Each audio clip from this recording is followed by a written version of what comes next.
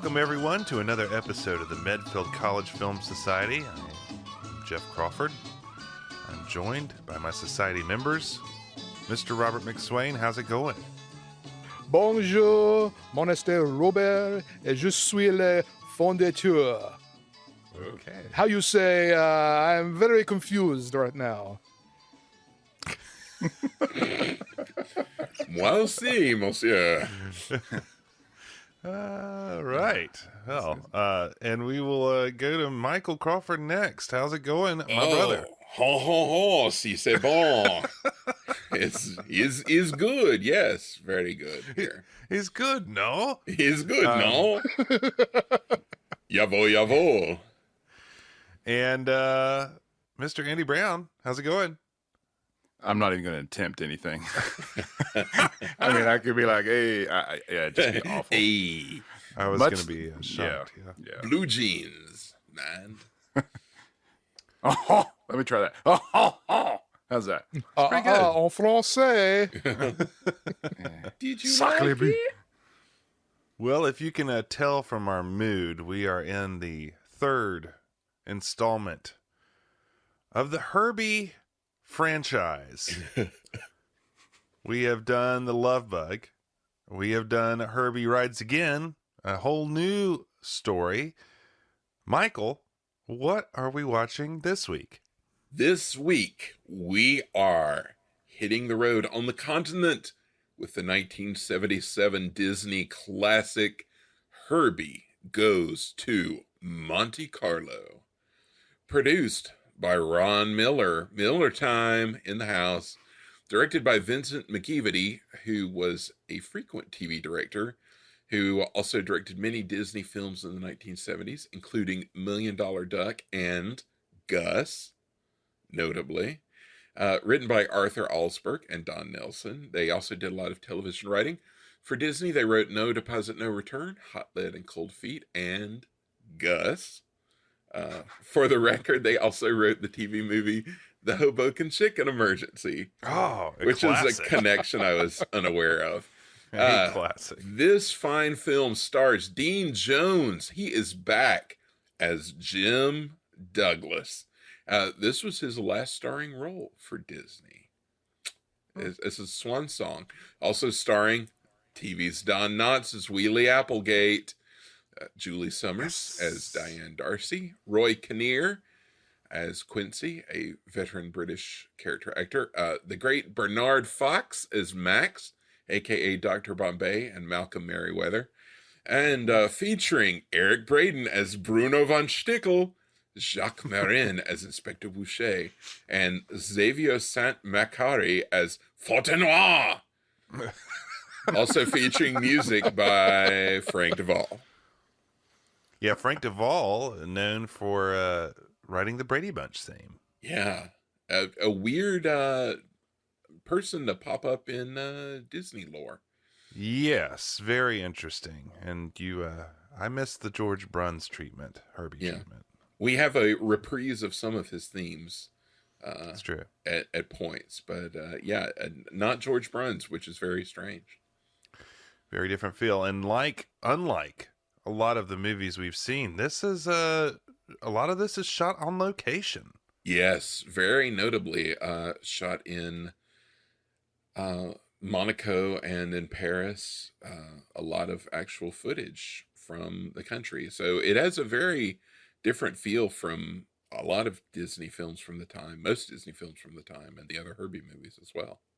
I mean, there were times that it felt like they were in California. Oh yeah, And Oh, they definitely were at times. Yes. okay. I just want to make sure. The Alps. yeah. There were a lot of where it was a matte Really paintings. dry year in the Alps. Yeah, matte painting of the Alps over very clearly a California mountainside somewhere. So yeah, not completely filmed in France, but a lot of location shooting. Well, before we get into it, we usually go to Andy. I do want to go to Andy, but I want to do a check-in here. How are we doing on the Herbie movies before we watch this? How are you all feeling?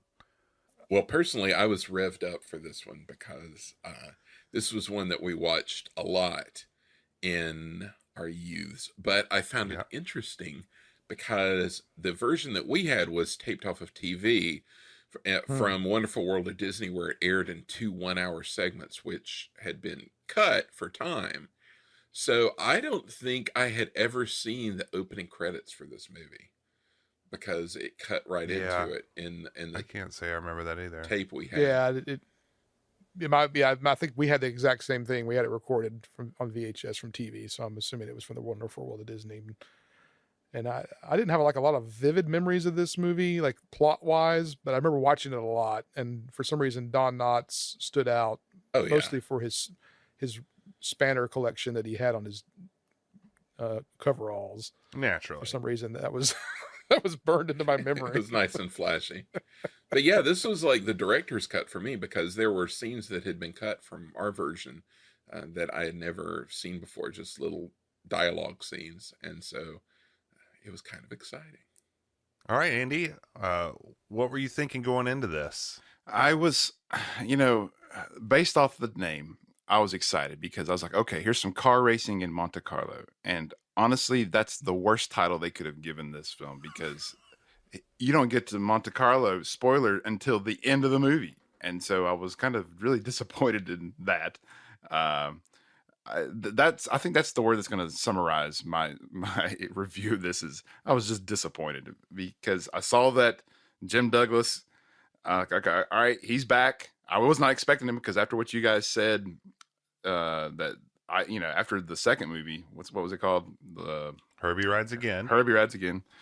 I was not expecting to see him again at all. And so when he showed back up, I was like, oh, this could be interesting. And I was kind of, I knew you guys had said a few things about how, like we wouldn't see some of these other characters again, but I was not expecting how much of a departure it was from the previous, from the first movie, The Love Bug. So yeah, it was a disappointing movie to me. I will say it felt, having watched it in series with the other movies, I was surprised at how different it felt from the other movies. And they really like to turn the wheel on this franchise. No pun intended, of course. Yeah, jerk it. Because obviously, where we're going after this is That's another direction entirely. Yeah. So, well, I think it's that time. I think we better get up to the starting line and start this race. Michael, let's get to Monte Carlo.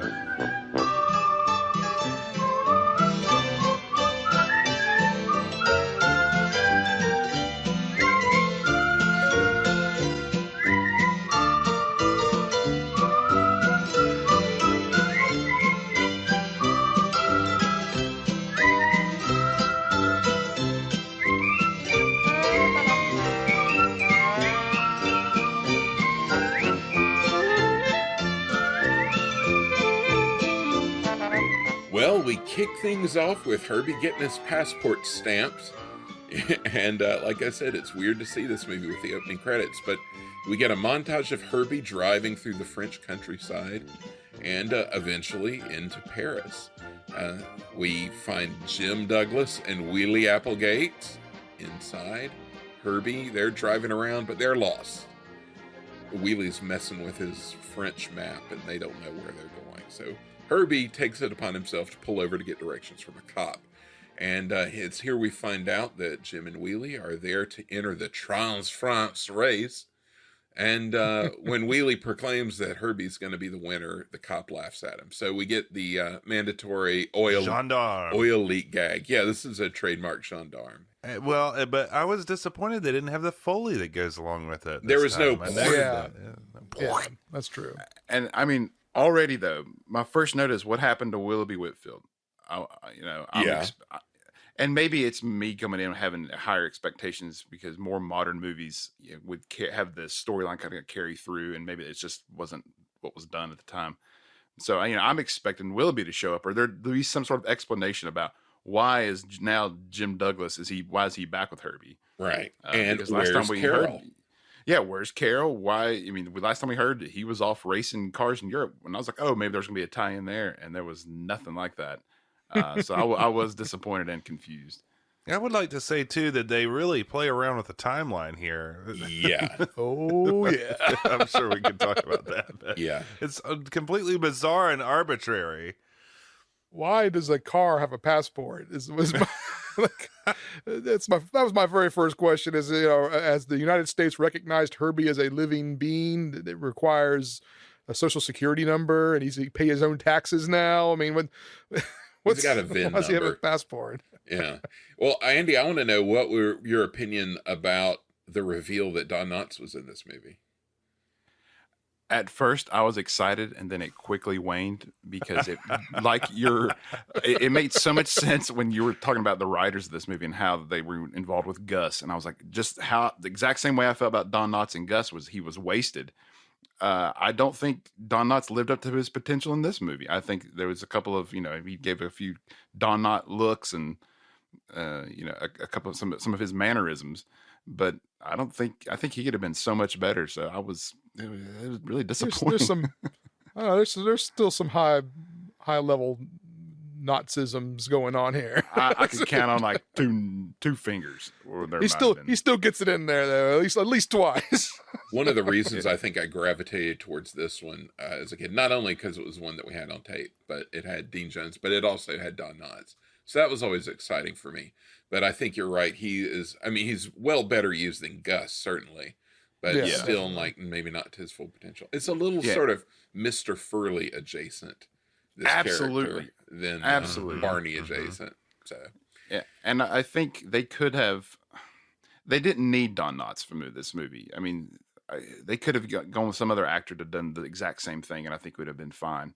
But there are times, though. I mean, what I also want to know is what's that connection? How did Wheelie and Jim get together? I mean, yeah, because there's an implied history. There's an implied history between them. So it's like, well, who is he? Where did he come from? Where did they meet up? I think that would have made it a lot more interesting to use Don Knotts, who's clearly a little bit older. I mean, there could have been an interesting story of Wheelie Applegate. Plus, one of the best character names. Oh yeah, you got. Wheelie Applegate is really top-notch name. So, missed opportunities left and right. It does drive me crazy, though, how they spelled his name. It's with a Y. Yeah. Which he has helpfully painted on his helmet later. Yeah. Which I like. So they get pointed their way to the race. And as they're heading there, we pass a strongbox being unloaded from an armored car. And a weirdly high-strung guy who feels to me like one of the villains from Raiders of the Lost Ark is proclaiming the arrival. I was thinking. Yeah. It's the exact same thing. He's proclaiming the arrival of the most magnificent diamond in the world, the Étoile de Joie. And he announces to the crowd that the exhibit featuring the diamond will be opening that afternoon. So, is that a normal strategy? You just load it in the front door with a crowd of people? You have something really valuable? Yeah, I love how they have like somebody in the crowd is like, is that the payroll for the museum? Is it really that important? I'm like, why? Why did you drop that in? It's like, no, it is a diamond. And why are you there, that guy? Like, why are you attending this event? Let's all go down to the museum and watch them unload the diamond. Yeah, that we don't even know is a diamond. And, that they're setting up the exhibit. It's opening that afternoon. So apparently very little setup required. So something that also kind of reached out to me was that it felt very much like the Blake Edwards Pink Panther films, especially like the Return of the Pink Panther, with Christopher Plummer, rest in peace. Yes.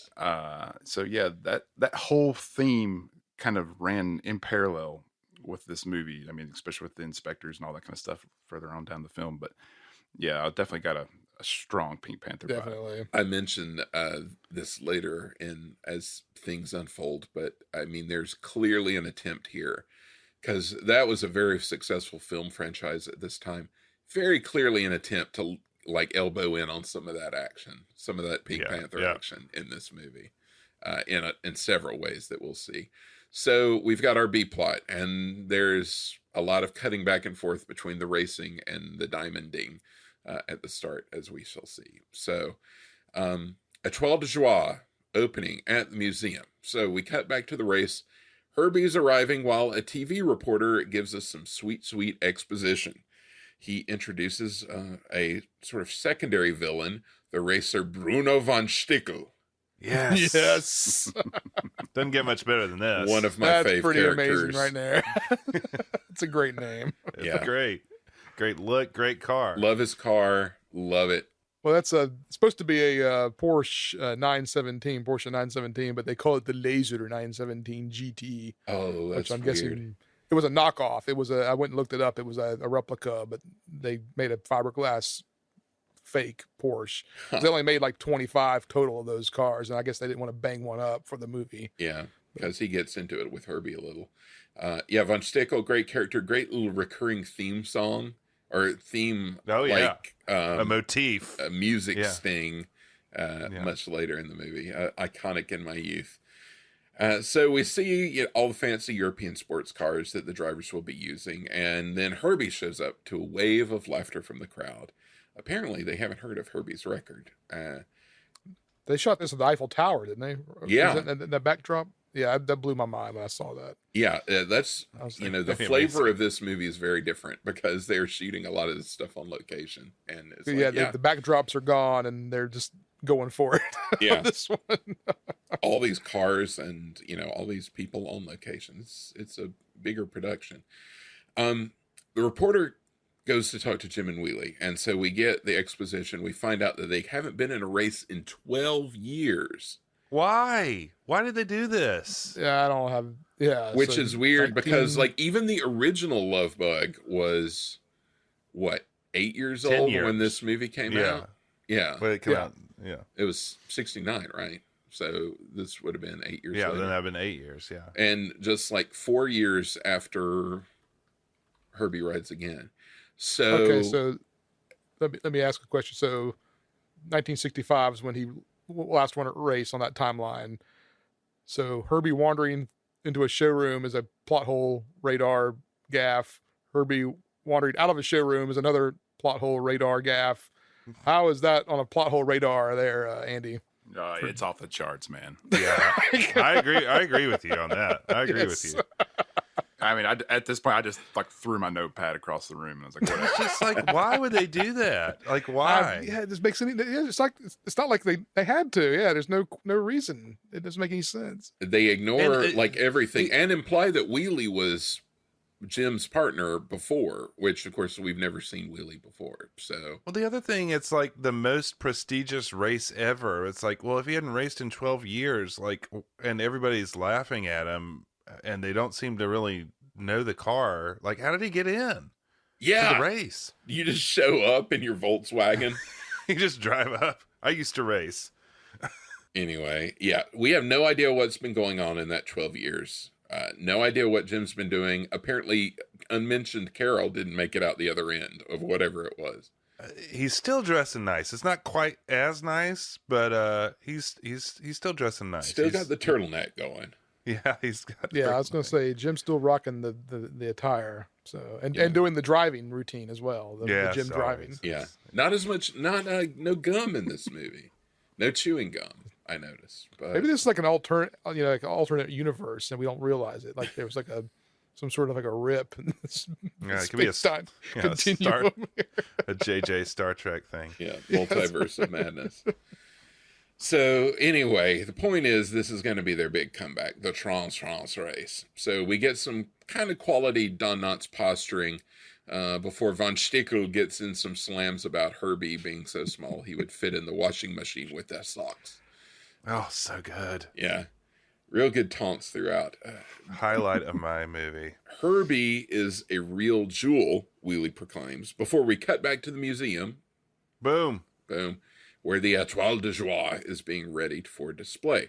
So here, the high-strung possible Nazi guy is talking to the security guard, who is the guy from Welcome to Pooh Corner. Welcome to Pooh Corner. Yeah. Yes. Pooh Corner guy. High-strung guy is showing off the security system, which is run by computer. It's the finest security system ever devised, he says. It will protect the diamond better than any guard. So why even try putting a guard on it? Don't even bother. Just have the system. Security guy, who apparently has impulsivity problems, reaches for the diamond to show how easy it would be just to grab it. But it sets off an alarm and a giant cartoon-grade cage drops from the ceiling. It's a real Looney Tunes style cage coming down. Very lightweight cage. Yeah, very. The Diamond Man turns off the alarm and explains that the pillow on the display is heat sensitive to any hand which might stray too close. He covers the diamond with a glass vitrine and arms electric eye beams which surround the pedestal. He has the guards leave the room and then activates sensors in the floor which would detect the mere ashes of a cigarette. So they leave. And they turn on the security cameras. Oh, wait, never mind. Yeah, no security cameras. We got the electric eye. We got a heat pillow. So wacky music starts to play, and one of the statues in the room slides open, which invites so many questions. We find two shady characters inside. It's Quincy and Max.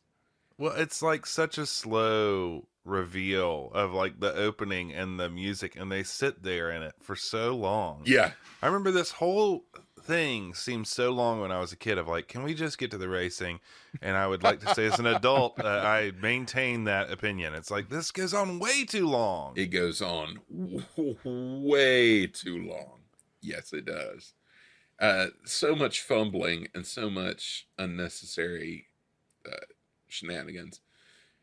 Quincy and Max are up to no good. Obviously, they're here to steal the diamond, but first they have to get to it. Outside the room, creepy Nazi guy refuses to give the security computer to the guard, saying one does not part with the only copy in existence. He's really weird.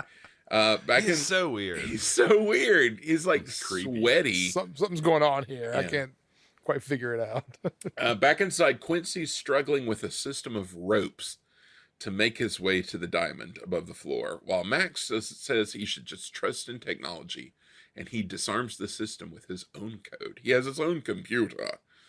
We go through the gag again, with Quincy using the old thief toolkit to detect the infrared system, while Max uses his computer to just switch it off.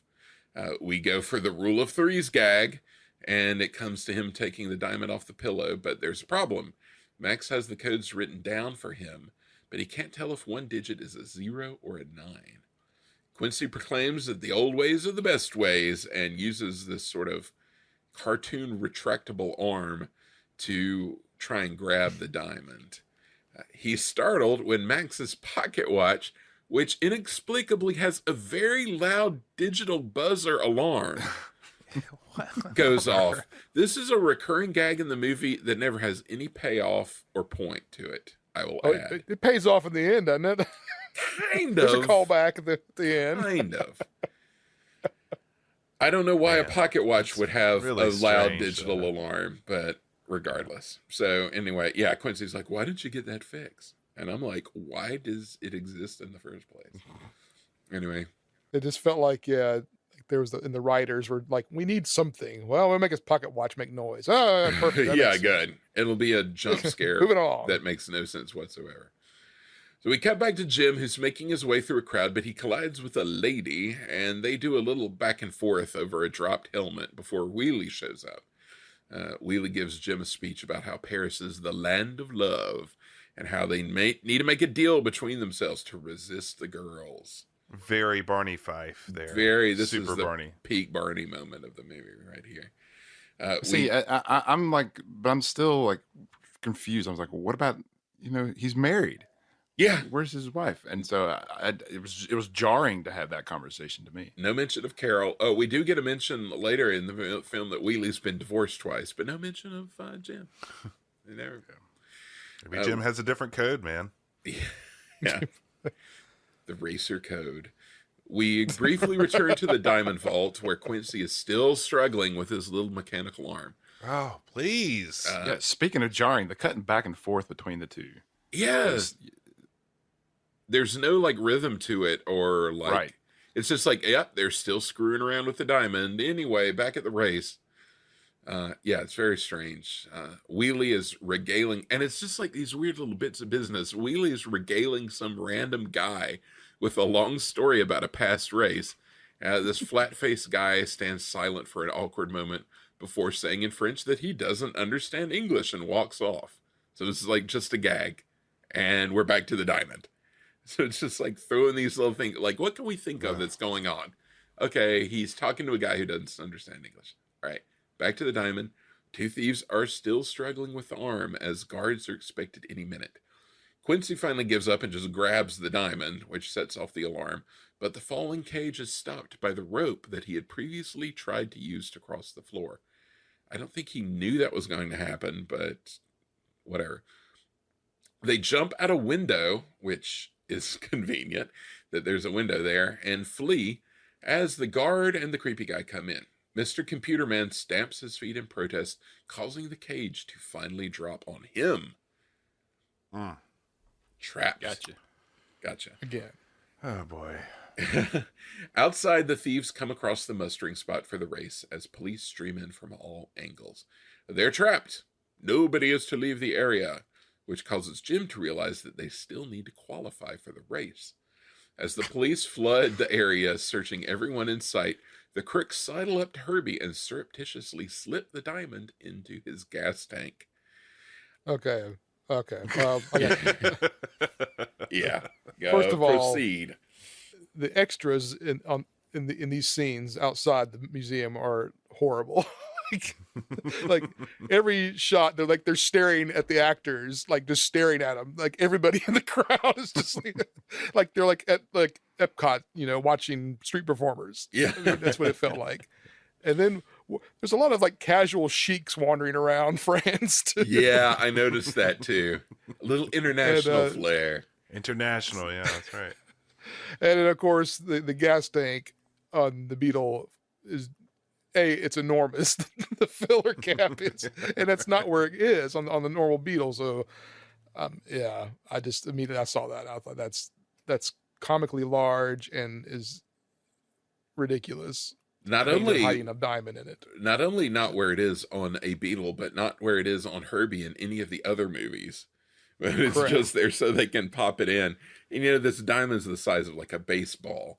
And but the rest of the movie is them trying to get it out of the gas tank. But my question is, how do you plan on getting it out? Because it's not like, oh, well, just give us like a second, we'll grab it out. Well, no, unless you're Plastic Man and can like magically reach into it or something. But that's a really recurring issue throughout. I'm again going back to the who was in the writing room when they did this. Like, there's so many other places they could have hidden this that would have made more sense. Yeah, totally. But, there are places to hide it in a car. You could. Andy, do you feel seen right now? Yes, I was just about to say, I feel so much better knowing that you guys had problems with all of this. Because I was like, they're just. Although I gotta tell you, I kind of wanted to come in there like defending it all. Like, what are you talking about, Andy? What's the problem? Andy, why can't you have fun, Andy? Yeah, why don't you just lighten up, Andy? Cars have gas tanks, don't they? Why not put one in there? So they slip the diamond in the gas tank. They plan to come back and grab it, apparently instantly after they get patted down. But as they're being frisked, Jim and Wheelie show up and drive Herbie off to qualify for the race. Another thing that cracks me up about this bad plot device is that they're like, oh, here, let's put it in this gas tank in this car. And they're like, whoa, the car's moving? What? Yeah. It's like, why are they so shocked that the car's going away? Cars move. Like, what did you think it was going to do? And then they're like, we'll never see it again. Right. And it's like, well, it's in the race. But I love how they sort of despair that they'll never see the car again. The helpful reporter guy pops into frame and says, no, you will be able to see him in the showroom on the Champs-Elysees this very afternoon. That was so like a convenient. Wayne's World gag or something. Yeah. So they feel good about that. And we cue some sinister music as we cut to a trademark French inspector surveying the crime scene. He's accompanied by Detective Fontenoy, who is both a Lost to Time Sacha Baron Cohen character Yes. and a shameless attempt to ride the success of the Inspector Clouseau films. So I was gonna say that when Sacha Baron Cohen came about, I thought he reminded me of someone, and it took me to watching this movie again to realize, Yep, this is it. This is it, man. I had the same reaction when he became a thing. I was like, I know he's definitely a guy I know, and this is that guy. Right.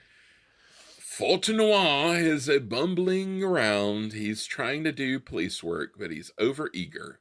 There's this theme of him being competent, but also a spaz. But he also like hyperventilates a lot. He does really this strange, like sort of donkey hyperventilate thing where he like throws his head back and goes, oh. Yeah, I couldn't tell if what kind of person this or what kind of character he was supposed to be. I mean, he was just so goofy, and I was like, is this guy kind of a little bit mentally challenged? I mean, I wasn't quite sure.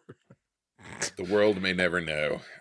Inspector Bichet is clearly uninterested in whatever Fontenoy has found, and uninterested in the proceedings in general. He's kind of over it all. We get a gag about the computer security guy accidentally setting off the alarm and trapping the inspector under the cage before we return to the racetrack, where Von Stickel is looming around waiting to slam on Herbie when Jim and Wheelie show up. It's Herbie's time to qualify, but things start going astray when Herbie catches the sight of a luscious little Lancia, which is also getting ready to race. Herbie is basically panting and starts creeping up on the Lancia, causing Jim and Wheelie to take notice that something is happening. That's very strange. So, this was creepy. Herbie subscribes. Yeah. He subscribes to the middle schoolboy approach to impressing women. Clearly, just very much girl. So. Yes, yeah. One of the race heats begins. Herbie isn't supposed to race, but he peels off at top speed in pursuit of the Lancia, who is racing.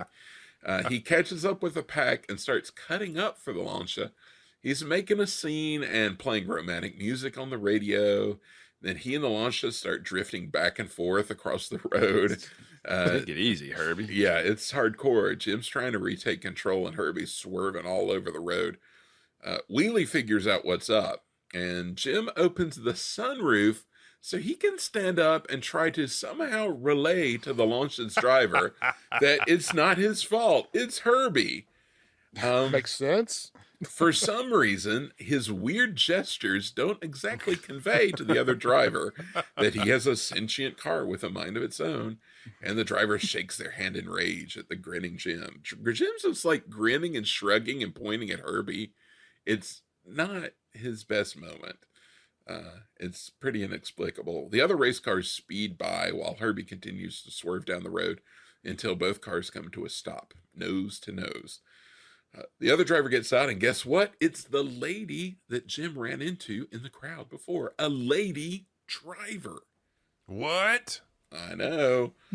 We don't allow their kind here. She tells him off and accuses him of harassing her because she is a lady driver. And he tries to explain the Herbie phenomenon, but shockingly, she doesn't believe that. Back at... Yeah, I mean, he keeps like pushing full Herbie. Yeah, you gotta Tennessee Steinmetz style, but it's like, dude, it took you forever. You've been through this, right? Is there a better way to communicate this? I don't understand. He's like, he's like a person. He's got a passport. Yeah, come on. He pays taxes. Come on, you got to lead into that. Yeah, you're right. He just goes full bore. There's no like secrecy with anyone. He's just like, no, you don't. Sorry, it's Herbie. I do love when he's like, it's Herbie's fault.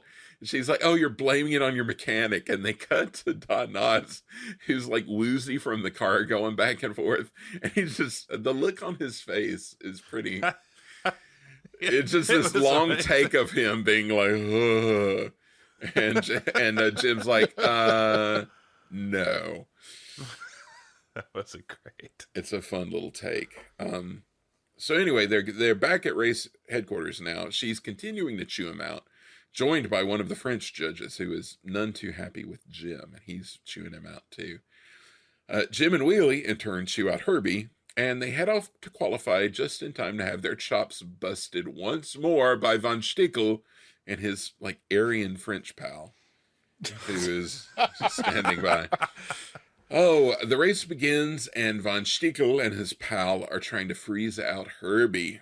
Jim admits. Oh, let's point out that Herbie is the only car with two people in it.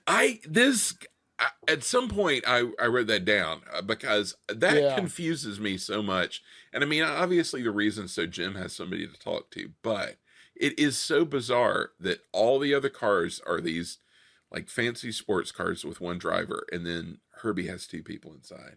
Really weird.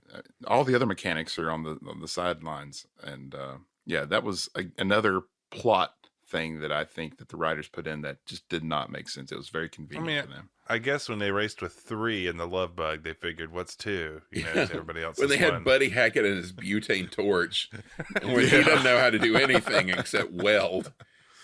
Yeah, maybe so. So Jim admits that he's rusty as they're racing and winds up getting run off the road by Von Stiegel. And then they see the launch. Like, does Jim even race? I've started to really get. It's like, how much is Jim racing ever? Well, he even admits at a later point in the movie that it's not really him; it's the car. Yeah. So, like, what is your contribution to this scenario, Jim? He's come to terms with it at least. So. Yeah, Herbie's broken his that's bill. true. Unlike the first movie where he's like, "Oh, it's the driver. The car is just my, tool or whatever." It's a great driver. So he really has turned around. He's come to realization. So they see the launch off a side road, and Herbie leaves the track entirely to give chase. So they've lost the first qualifying round. No dice. Later that day, Quincy and Max are in the showroom waiting for Herbie to show up. Max has been on the horn with their boss, Double X, who isn't happy about having lost the diamond in Herbie's gas tank.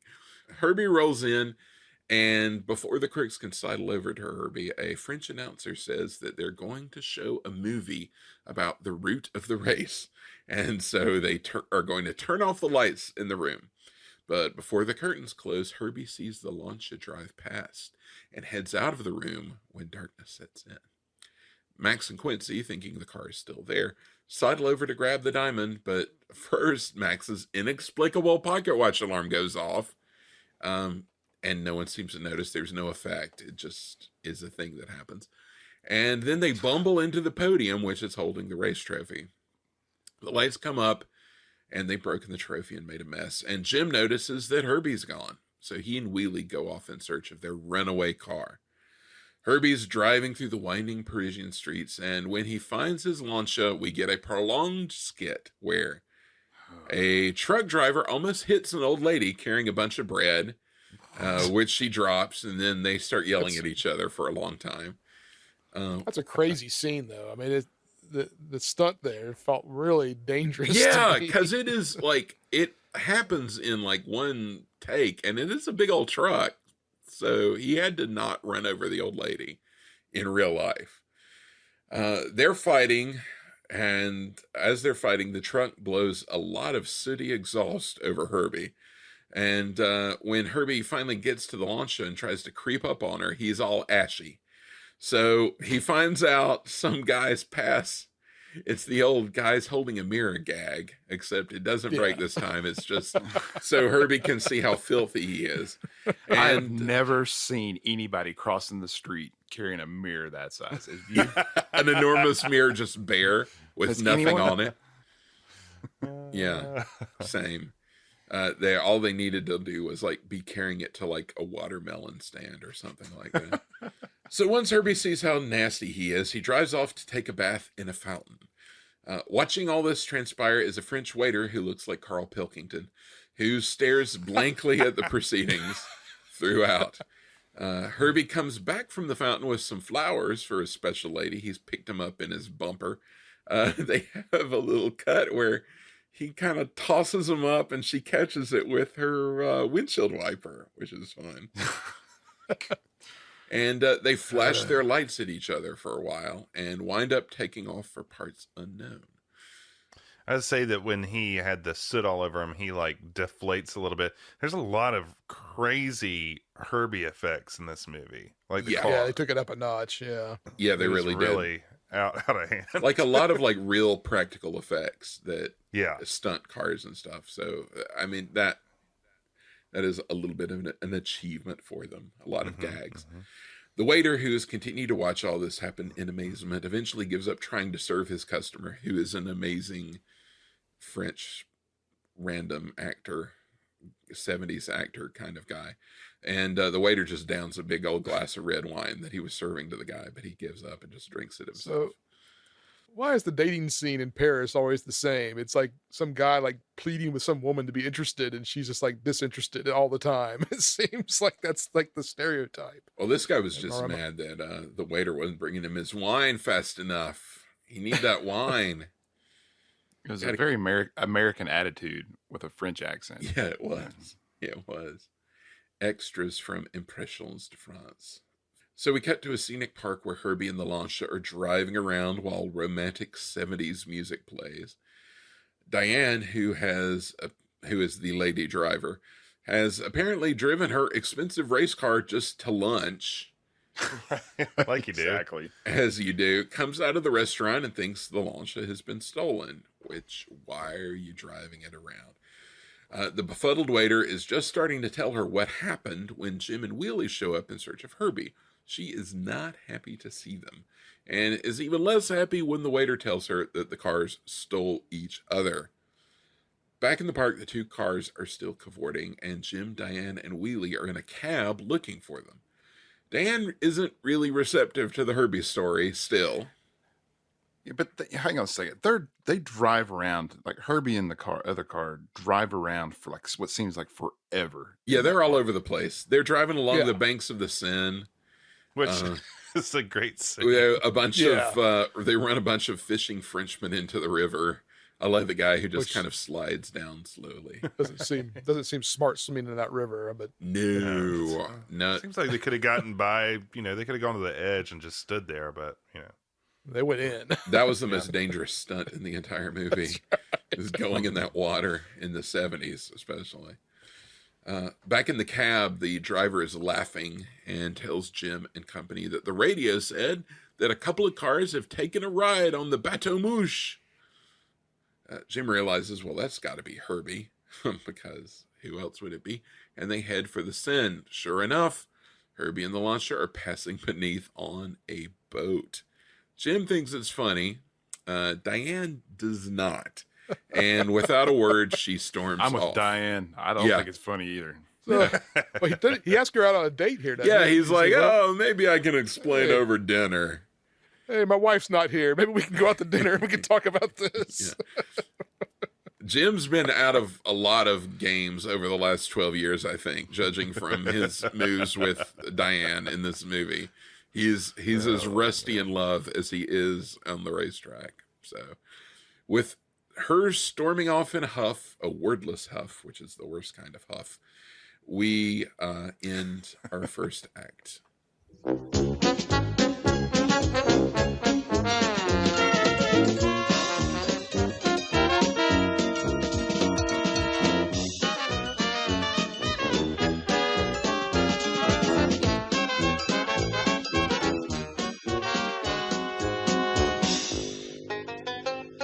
All right, Act 2. We start with Jim alone in his hotel room, reading a French newspaper with the headline, "Can Crazy Car Come Back?"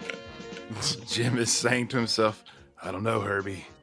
12 years is a long time. Hope we can handle it. Hope I can handle it." And finally, we've reached the deepest, most emotional and self-reflective point of the film. Like Jim pondering his mortality is quite a moment for the Herbie franchise. He's questioning whether, or not he has what it takes to win again. And when this happened, I thought, okay, maybe this is going to be a new vein that this film's going to kind of stick with this, and this is going to be the heart of the whole thing. Mm-hmm. But sadly, no. So Wheelie enters, saying he's had a talk with Herbie and has straightened him out because he will not tolerate having a car that falls in love with another car. Which bigotry. Also, Wheelie's got some real women trust issues. He does. Major. he tells him that they are there for one thing only, and that's to have the greatest comeback in racing car history, which means no women in training camp. Yeah, that's right. Yeah. Jim gives an assuring nod, and then they are interrupted by a knock at the door, and it's Detective tell me if I'm saying this right. Fontenoy, Yeah. and the famous yet modest Inspector Boucher. Jim introduces himself and Wheelie, and the detectives say that they are there questioning everyone who was in the area at the time of the diamond heist, and Jim and Wheelie happily oblige. Meanwhile, Max and Quincy are snooping around Herbie, who's parked out front in front of the hotel, and they're inconspicuously trying to retrieve the stolen diamond that was placed in Herbie's gas tank earlier in the film. As they are trying to open the gas cap, Herbie rolls forward, and the annoyed Max tells Quincy to put the handbrake on. Since the door is locked, Quincy tries to reach in through the wind wing window, and Herbie slams it shut on his fingers. Max says that he'll just hotwire the car, and they'll retrieve the diamond back at the garage. Why is Herbie like parked on the street here at night? Yeah. Yeah. This goes back to the launch going to lunch. It's like Is the Laser 917 parked on the street somewhere out there in Paris? In Montmartre, we just park on the street. Yeah, but so anyways, the frustrated Quincy has had enough of Herbie's antics, and when he tries to hit Herbie with a sign, Herbie smacks him with a car door and spews exhaust all over Max, which is just hilarious. Herbie speeds off around the block as the two criminals give chase in amazement that the car started it and drove off by itself, but Herbie fools them by simply driving back around the building and hides in the alley. The following day, we're back at the raceway, and Jim and Wheelie anxiously rev Herbie's engine as they get ready to start the next qualifying event. Unfortunately, Herbie is sad and sluggish off the line, and they soon find themselves in the back of the pack. Wheelie says his whole lecture must have fallen on a deaf carburetor. Womp womp. Jim gives Herbie a good talking to, saying he needs to either get the lead out of his pants or he's going to ship him back to the States to be stuffed and hung on a wall in Retirement Village. But Herbie doesn't seem to care. He continues to poke along down the racetrack until suddenly he sees the Lancia, who arrived at the event just moments earlier with Diane. Well, that's all Herbie needs, and pops his signature wheelie and takes off like a rocket. And they soon reach the front of the pack, and Jim is convinced that Herbie is doing all this for them until Wheelie realizes that it's the Lancia that he's doing it for. And as they drive by the Lancia, it flips her headlights and in a flirty manner, which puts Herbie into a series of 360 spins. I mean, what'd you think of that? I would like to know how they did that. There were some tricks in this movie I would actually like to know how they did, because it's pretty wacky. Yeah, I agree. It's odd how the French countryside shares like a striking Laguna Seca resemblance or- to the California countryside. Yeah. There's fire hazards in near Paris. I believe I read that they shot the qualifying scenes on the same track they used. I think the Jackrabbit Run track from the first movie. Yeah. It looks like it. Well, it doesn't really matter now because Herbie has shattered von Stickel's time, putting them at the top of the poll with the best qualifying time. And von Stickel and his, is it Rebu? Is that his name? Oh, I don't know. The blonde. I don't know what think his it's- name is. The blonde guy. Yeah. I It's think it's Rebu. Depardieu-ish. Claude or something like that. Yeah. Rebu stand nearby to congratulate Jim, saying he's just on the route to test my dust tomorrow. That's my best French accent. And Von Stickel says he will turn Jim's hello comeback into goodbye forever. Goodbye. And, that's the most serious trash talk I've ever heard. Wheelie says that those two are just a bunch of charm school dropouts as he and Jim bask in their achievement. Diane is nearby and she's about to make her qualifying run and observes Jim and Herbie's success, but looks none too pleased about it. And this was all that she needed. This is all the motivation she needed, and during her qualifying run, she drives the Lancia at top speeds, matching Jim and Herbie's qualifying time. And as Herbie crosses the finish line, he just swoons, or excuse me, as the Lancia crosses the finish line, he's just swoons. He's like kind of hung over the barrier railing, there. Yeah, he's got like his elbows up on the rail and just kind of like leans in. Effects. It's just so odd. It's very odd. Well, Jim goes to congratulate Diane, who thanks him for staying off the track this time so she could show what she could do. Jim says it wasn't exactly her, and it was her car. Jim. Diane, with the ever-growing chip on her shoulder, says Jim has a real problem with women in racing. Agreed. Just Jim- women. Jim tries to explain that Herbie is not like other cars, and he's in love with Diane's Lancia. But Diane isn't buying it, saying, when the men come by from the booby hatch, go quietly. Nice. Yeah. Nice. Definitely. And imagine Jim's- how insane this must sound to her. You know, oh no, it's your car. She's showing off for my car because they're in love. Yeah. Okay, dude. Jim says he's just trying to warn her about her car, and Diane says she's in this race to win, and frankly, she'd like to see Jim and his car disappear entirely, which leaves Jim speechless. Stuck. Later, Jim and Wheelie are driving Herbie along a remote California, French road, when Max and Quincy suddenly appear behind them and pull up next to them, flashing a gun and demanding they pull over. And let's talk about Jim's look here now. Yeah. He's got the cap, the red turtleneck, the jean Yes, jacket. the turtleneck. Oh yeah. Always. Yeah, he's Always looking That sharp. cap Now- too. Now we've established in the previous episode that Jeff, you kind of stole some looks from Jim. I mean, did you ever steal this look? I did not. No, I only no. I mean, I wish I stole more of his look from the Love Bug, but I never went this far. I'll agree to that. You never cross this line. Well, Jim pulls over, and just as Max and Quincy get out of their car, Herbie takes off over the bank on the side of the road, across country, and into a gypsy camp. Well, Man. Oh man. Oh, Max and gypsies. Max and Quincy are not far behind as the two cars destroy the gypsy camp. You know, and as soon as I saw it, I just started thinking, "Gypsies, we are the gypsies. We're here today and gone tomorrow. Cheerful, we're always cheerful. Our life is nothing but a happy song." Wow, you know that better than I do, man. Our other gypsy movie.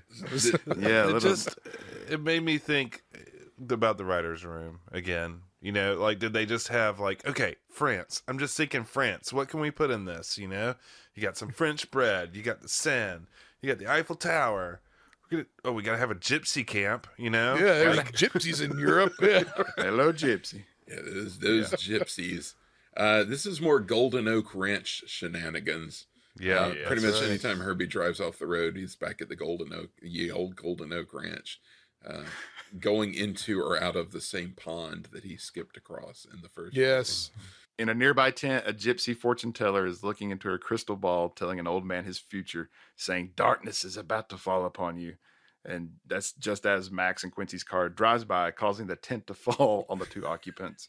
And the old man exclaims, Michael, Amazing! It's a great line read. It salvages a dumb joke.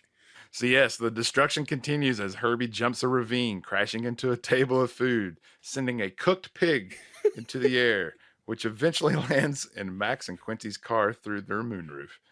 And I just love like the long shot of just it in the sky. It's like flying. It's like Super Monty Python or something. It's like Yes. they dropped it from a helicopter or something. that's true. And when their car landed, that car looked like it had been totaled.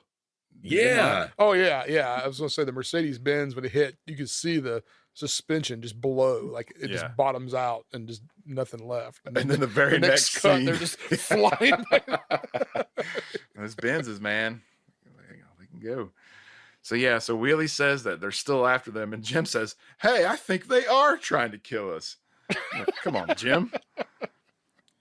It's been a rough 12 years for Jim. Yeah. He's been out of the game. Anyways, they drive through at a construction site. through a cement pipe, and the crooks pursue, but their car doesn't fit and they crash. Blah, blah, blah, blah, blah. This movie is so tiresome at this point. Does it really matter what else happens I here? like how And I they're had to putting say- in like a new aqueduct by the gypsy camp or whatever. Like running a new sewer line to the gypsy camp. And I think that's what it is. It's these tiresome gags that are just just constant, that, just stereotypical things that they I mean, it's all like put in. It could be happening in like Hazard in the That's Dukes what of I say. Yeah, Hazzard. it's definitely. That's what I was getting. Was it's just there's always road construction and hazard, but there's never paved roads anywhere. So Jim and Wheelie get away, but Wheelie thinks it's that cute little time bomb, Diane, who sent those guys after them. And this leads Wheelie to go on a tirade about how females never say what they mean, which makes the female species more deadlier than the male. And What in the world? And he reveals he is his. I also have a mother and 3 sisters and 2 ex-wives to prove it. And I they do never love told the him. line when he says female of the species is more deadly than male. Jim says, "You read that somewhere." They said they never told him they wanted him out of the house, but every time he came home, the lock was changed. And I mean, that really paints an interesting picture of Wheelie. I mean, it makes I want to see the Wheelie prequel. I think it would be good, like a Better Call Saul kind of thing. What if this is Mr. Furley Oh, under a that's different great. name? He finally I got love the it. boot and headed to Europe with Jim Douglas. They met at the Regal Beagle. Jim and Wheelie agree they need to teach Diane the rules of the game. Well, that night, Jim confronts Diane, who angrily denies any involvement, saying she doesn't need anybody to win her races for her. She says that's the trouble with men, that they don't think a woman can do anything, and starts throwing pottery pieces at Jim's head. But at the same time, outside, Wheelie, the gag here is Wheelie's telling Herbie about Jim's a quiet sort of guy, but when a fight is inevitable, he never ducks. And then, of course, cut right back to Jim ducking behind a door as Diane continues to lob items at him, saying that she's Man, not gonna... this Yeah. really stuck in my head. As Oh a yeah. kid. Oh yeah. I mean, this I don't know, for some reason this scene was really hardwired. Yeah, Because like the timing of it, like I think it's the gag is not like an innovative gag of like Wheelie telling Herbie all this stuff while the opposite is happening, but like it's really like well cut. Like I think the timing of it is really well done, and there's like watching it now, there's something like weirdly cathartic about Diane unloading on Jim because he so deserves it. And she's like, my mother and my father said I shouldn't do this. And like my aunt, my uncle said I shouldn't do this. And but I'm going to do it. So See that?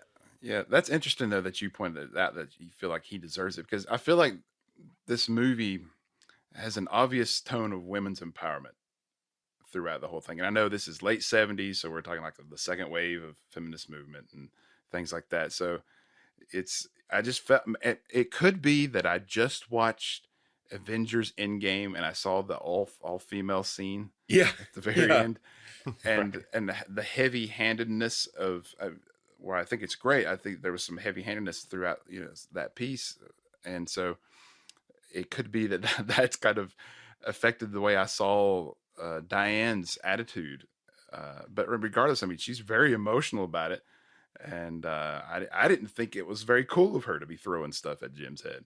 I thought she could have handled that better, but I don't know. She may have had a pretty rough time before. she's so, had enough. Yeah. She's sick of it. He's just the Yeah. straw that broke the camel's back. It's a big race, man. Big race. Yeah, she a wants to lot win. riding on us. Yeah. Well, while this is going on, Max is on a payphone with his employer, Double X, saying they've had another complication, referring to their destroyed Mercedes-Benz. But who's Double X? Why, it's really the famous Inspector Boucher. The inspector is at the police station berating Max for losing track of Herbie and Douglas. And fortunately for them, at that very moment, who walks into the police station? That's right, Jim and Wheelie, who ask for Inspector Boucher, much to his surprise. Jim asks the inspector if they could put Herbie into protective police custody for the night since someone is after them. The inspector, who's still on the phone with Max, agrees, and But realizing that he's holding the phone with Max on the other end of the line, he oddly pretends that it's his girlfriend / mistress or something like that. And this causes Wheelie to give a very Don Knotts approving sly smirk as he and Jim kind of awkwardly leave. That was a strange kind of change, a gear change, you know. Yeah, but they're like, yeah, all right. So after they leave, the inspector / Double X quickly tells Max that he has the car, and he tells them where to meet them, which ends their phone conversation. The inspector walks out onto the street to take possession of Herbie, just as the bumbling detective Fontenoy arrives, who says that since the inspector has so much on his mind, he would gladly take care of the car for him. Well, this makes the inspector angry and frustrated, and he snaps at Fontenoy, but he nervously plays it off as Jim and Wheelie look on in a confused and kind of concerned manner.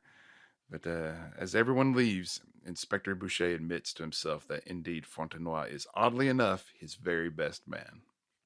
This was another thing that stuck in my mind a lot, pretty distinctively, was the way he slaps his hands when he's trying to get him like to stop messing with Herbie. The inspector slaps Fontenoy's hands and then does this like really crazy nervous laugh, like ha ha ha ha, and that really stuck in my brain for some reason. I don't know why, because it's so like shocking. Yeah, it's like weird, like I don't know. There's something really weird about it. Well, later that night, the inspector / Double X is on the phone again with Max and Quincy, who say they've covered the whole city looking for Herbie, but still can't find him. Double X says that in the morning before the race, as Herbie fuels up, they need to be there. And this brings Act 2 to a close.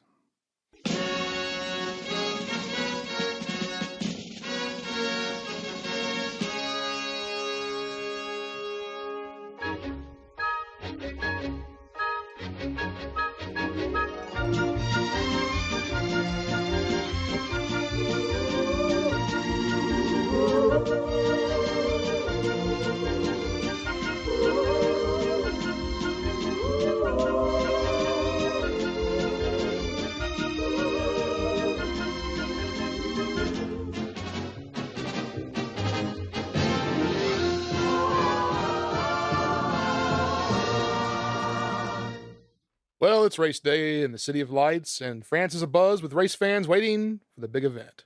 Wheelie is getting ready as the onlookers look on a little too closely at Wheelie struggling to put his coveralls on. But where is Herbie? Well, it seems Detective Fontenoy is running late. Seems odd, being that he was such a thorough detective with a keen attention to detail, that he would allow something so costly to happen. But yeah, our jewel thieves are waiting, disguised as fuel men. Max has a bow tie on because that's normal and doesn't draw attention. Then again, this is France in the late 70s, so maybe that's a thing. Who am I to say? Diane comes by to apologize for throwing things at Jim. Jim keeps referring to Herbie as if he's a person, which is still a little off-putting to Diane. But she's starting to come around a little bit. But we see that Herbie still hasn't arrived. Bruno and Claude come by to take a few more jabs at Jim. They said something like, you know the saying, they never come back. You know what they say, Douglas? They never come back. This was something we used to say all the time. All the time. And I still do. They never come back. Oh, man. Yeah, that is just as fresh as the day I first saw it. So how much money is the Bell Helmet Company dishing out for this movie? Oh, no kidding. Because they are everywhere. Tell you what, I need a Dover fan belt hat, though. I do. I was thinking that they need to have those at the parks, man. I'd totally buy one. That'd be great. Bruno in his Laser 917 and Claude in his De Tomaso Pantera. I may have mispronounced that first one. But they line up in position 3 and 4. As the cars line up, Diane can't get her Lancia to move. Jim tries to explain that the car won't leave without Herbie, and Diane isn't having it. Willie knows what to do. He's good at talking to cars. He tells the Lancia that Herbie has moved on and it's time to get over Herbie. After some back and forth with the mechanics and Wheelie, the Lancia finally gets to moving and takes the second position with Herbie's spot vacant. My favorite part of this little speech is that he has a little wallet-sized picture of Herbie in his wallet. And he does the, like, it's how it is with Herbie. Now you see him, closes the wallet. Now you don't. It's a great, but I just love that he has that picture. It's not like him and Herbie or Jim and Herbie. It's just this like little photo of Herbie in his wallet. I love it. So it begs the question though, wouldn't the cars like see through their headlights? Yeah, I don't know why he goes. He's like pop the because it's in the trunk. So like open the engine and he's talking to the engine. Why you gotta talk to the headlights? That's what. Look her in the eyes, man. Or if John Lasseter's running the movie, you talk to the windshield. But. True. My eyes are right here, Wheelie. Exactly. Eyes up front, man. Come on. Yeah. No, Willie's looking at the wrong place. Up here. With no car, Jim and Wheelie can do nothing but watch as their hopes seemed dashed. The cars go flying past the Arc de Triomphe, and Jim and Wheelie are throwing in the towel when suddenly an armored truck appears. Wheelie goes on a tirade and says what we've all been thinking. He's had it with the French, the men, the women. He's even calls the kind detective a French pastry. I mean, what is he doing? What's the guy doing? Yeah, Why is he late? He's late. There's and no doesn't explanation. seem remorseful or explanation. Right. I will say I thought it was funny when the cars are like revving up to take off. You get the traditional race movie like shot of each exhaust is like they're revving up to go. It's pretty great. Some nice sound. But I love that like each car is like basically putting out like pure coal, like coal dust. It's like they've got like a boiler going. Like a locomotive. Yeah. Just pure black soot. Great shot of them walking down together from where they were like going to race to right before the guy gets there. Yeah, a couple of like real nice like real movie shots. You know, like this is a real movie. Alas, all is forgiven when Herbie appears, and the inspector's plans are about to be complete when his goons get ready to fill up Herbie, only to have his plans foiled again by Fontenoy. Now the detective is getting wise to the notion that maybe, just maybe, there's a reason everyone is after Herbie. Maybe he has the diamond after all. Herbie can't find the Lancia and doesn't want to race. Knotts has another heart-to-heart with Herbie, telling him that the Lancia split without Herbie. She's over you. She didn't want anything to do with you. Angered by the news, Herbie takes off and is flying through the course. Man, I mean, gosh, how'd they do that? I mean, they got the Champs-Élysées for this? It's pretty wild. Yeah. I mean, I was thinking that a lot because these are like real shots of they must have shut down half of Paris to shoot this movie. It's crazy. It's pretty wild. Yeah. So yeah, I did some digging here. I couldn't find anything about a road course in Paris. Like I thought maybe they were shooting while there was a road course set up for a real race. And like, cause there was, I mean, either they did that and I couldn't find any evidence of it, or they went to a ton of trouble to go through and put out hay bales, to put up sponsor signage. Yeah. Like crowds. And then to have like bystanders everywhere. Yeah. And even like race officials, like everywhere. Yeah. Like, I mean, it had to have been a road course that they were set up already and they were like getting to use it during the qualifying day or something. But Fontenoy once again has gotten the best of the inspector and notified the Monte Carlo authorities to seize and inspect Herbie when he arrives.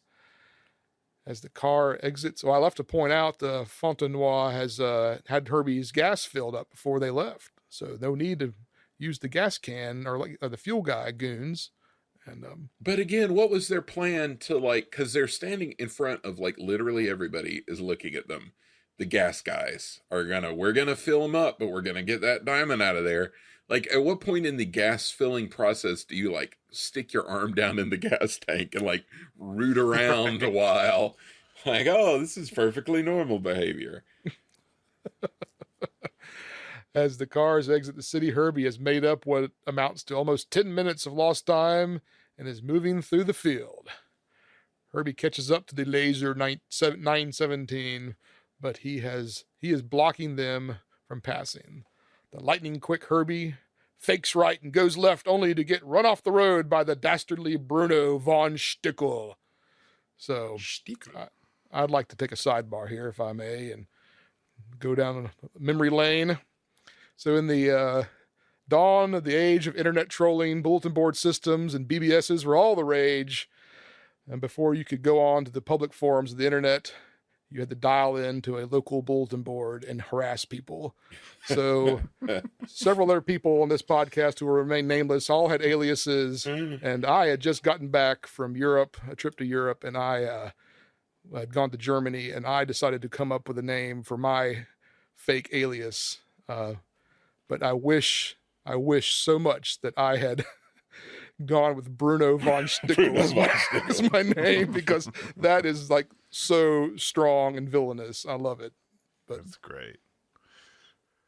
He's got, like Michael said, he has that serious music that plays every time.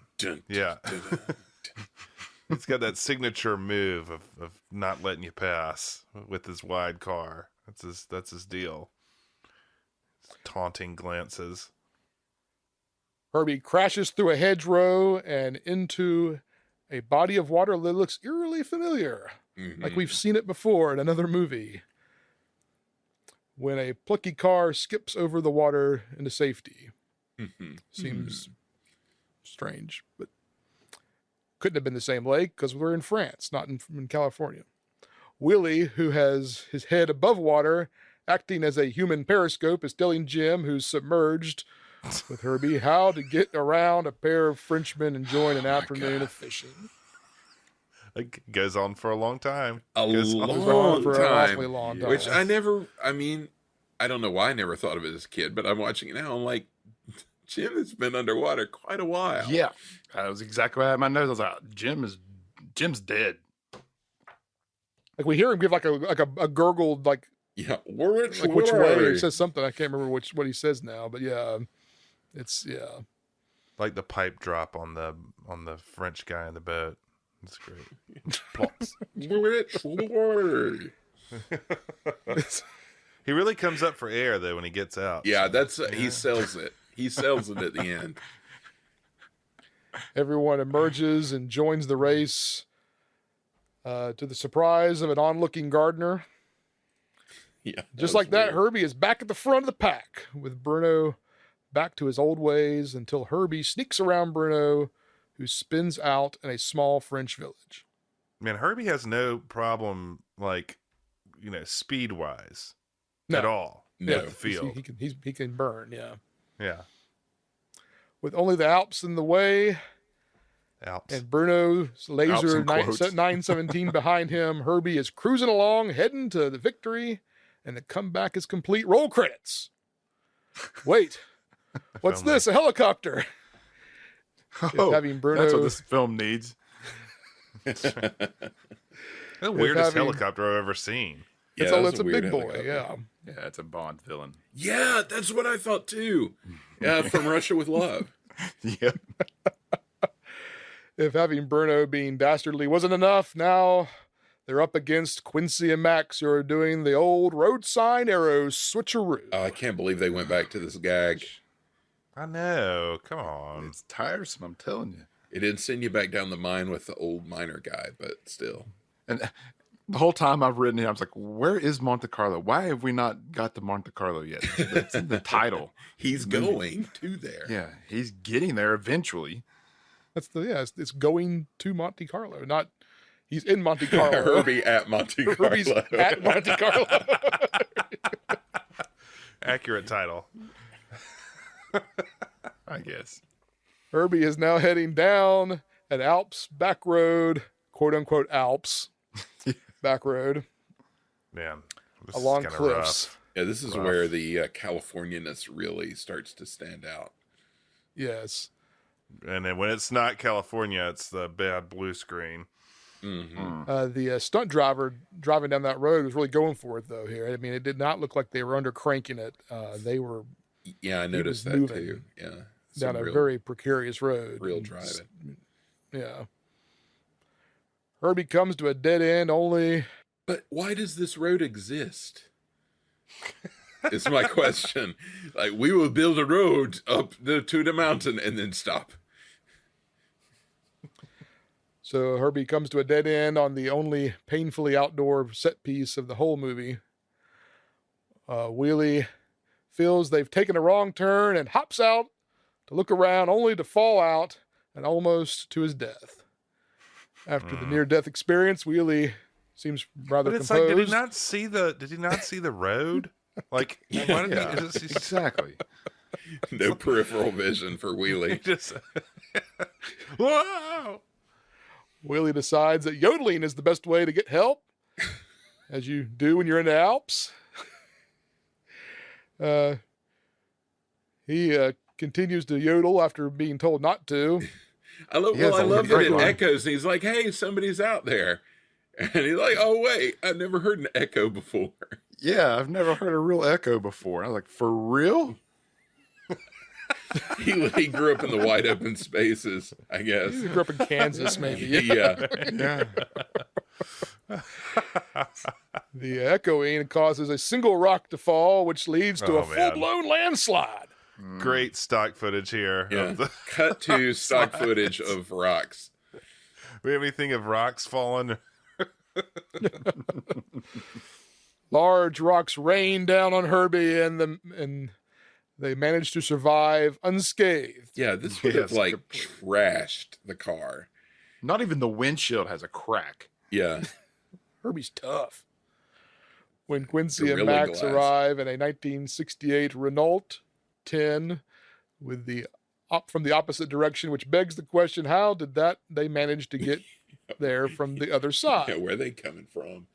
Yeah, which side were they coming from? Because they were just up the other road leading in, but maybe, okay, whatever. With guns drawn, the jig is up.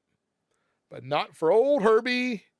His windshield wipers his windshield wiper sprayers peek up out of the rubble and spray the goons who are momentarily blinded by the antics. Out of harm's way, Herbie begins to yodel himself, causing Wheelie to join in and creating another landslide. Good grief. Pretty ridiculous.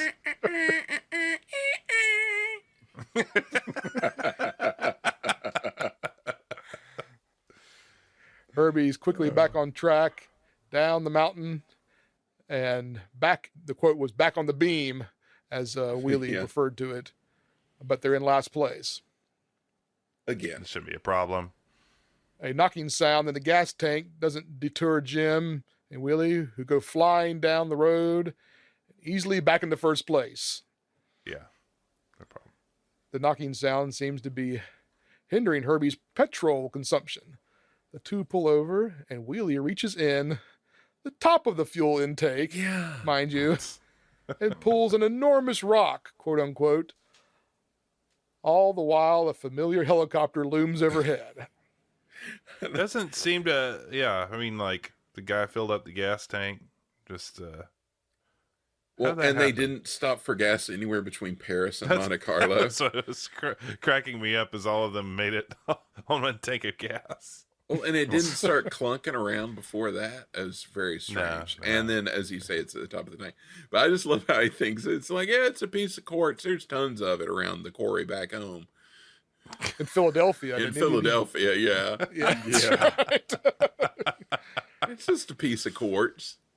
Jim recognizes it as the Netoile de Joie diamond and quickly puts the puzzle together, which gives our goons their entrance cue.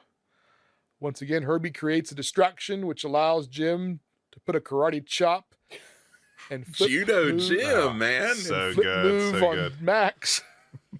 That's right. leaving Wheelie to do the most Don Knotts thing of the whole movie, coming at him with his own style of Don Knotts karate. Yep. Yeah. Classic. He is quickly overpowered by Quincy. Max grabs his gun. Herbie backs up and knocks Quincy into a ravine, and Max's old buzzing watch distracts him, allowing Jim to punch him's lights out. Why? Down into the ravine. So the old watch comes back in. It's a nice callback there. A Rule MacGuffin, of if you watch will. threes. I tell you what, it's like I keep wanting this movie to be about racing because, I like the location shots when they actually do them. And Yep. it's like they should do it longer. But I got some serious anxiety when they were just sitting there talking about the diamond. Like, what is this? Huh? What is this? It's like, get back in the Go! car. Yeah, just go. And go. Clock's And talk ticking, about buddy. it while you go. Thank you. It's so annoying. There is a and race then those going guys come, and it's like, oh, these guys are here. I've never heard a real echo before. Meanwhile, Von Stiekel's making time. Yeah, he's blocking people left and right, way up ahead. Tied up and left behind, Herbie is guzzling the gas freely and heading to the front of the pack again. Yeah. No problem. The goons Just have made it let back. Herbie race, man. Let him race. Yeah. The goons have made it back to the helicopter to warn Double X that they've been bested, and Herbie is on his way to Monte Carlo. Andy, Finally, Monte Carlo. 1 hour and 34 minutes is when we finally Herbie get goes to Monte Carlo. He's going. He's there now. That's It's I don't know how long misleading. it takes to drive from Paris to Monte Carlo in real life, but it seems like it's a pretty quick little jaunt for Herbie. Yeah. The working title of this movie was Herbie Goes from Paris to Monte Carlo, but it was a little clunky. So they changed yeah. it. It's a little. Back out to the front, the Lancia is the only car left. Suddenly, they pass Herbie's sweetheart half sunk in a nearby lake. Jim wants to stop. Wheelie wants to win. What does Herbie Cold-blooded, want to man. do? Wheelie's cold-blooded. Sometimes a comeback comes second. But Herbie, still sore that the Lancia didn't care that he was late to the race, could care less about her now. Jim, seeing what's happening, tells Herbie the truth that Wheelie lied to him to get him back in the race. Herbie races to the Lancia's side. Let's see. Let me Let's see pause the here. place. Diane ain't in that much danger. Come on. Yeah, for real. Well, they didn't know that when they drove. Oh, that's true. That's true. She's kind of floundering around in there. That Why car, is she that car's not, floundering? that car's not sinking. She No. could sit in her little chair and be just fine. Can't she get out? I mean, why is this such a hard Roll problem? down the window. She could fit out that window.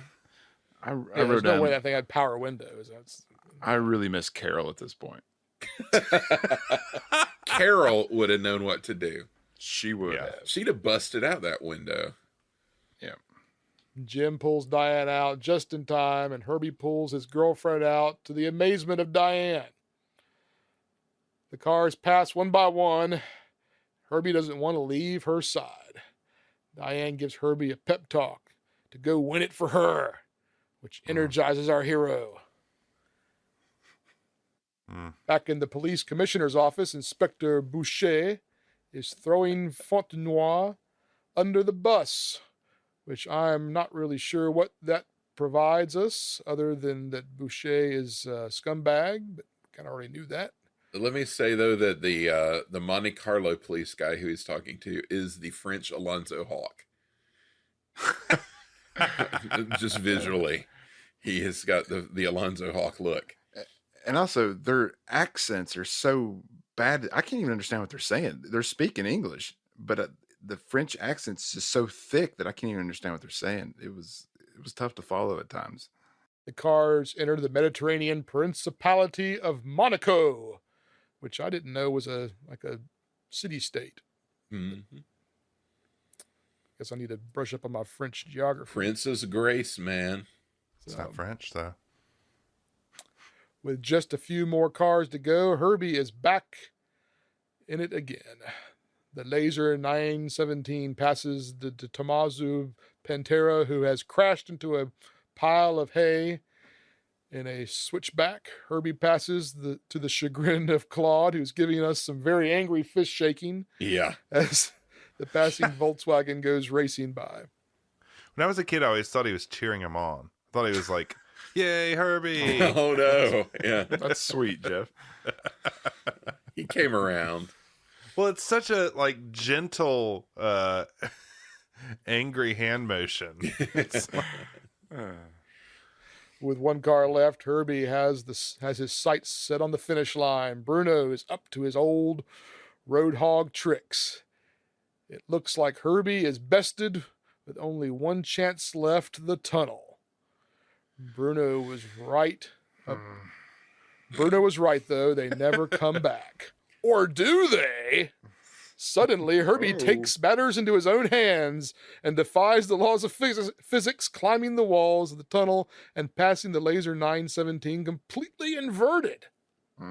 Amazing. It's prolonged inversion too. yeah. Like I was thinking, like if he had just done a thing where, like a loop de loop, like a roller coaster kind of like loop, they could have played it off like under under like cartoon logic, but they're like up there like anti-gravity. Like that doesn't.